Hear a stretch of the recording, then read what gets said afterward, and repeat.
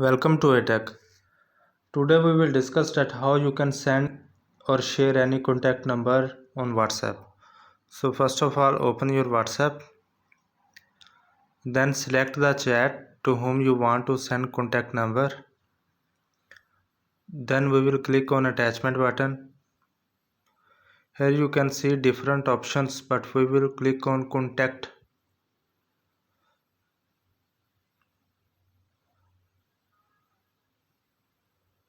So here is the list of your contact numbers, or you can search on top.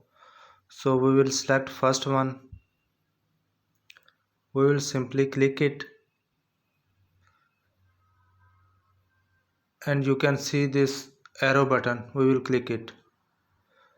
So we will click arrow button again, and you can see within just 2 clicks contact number is shared.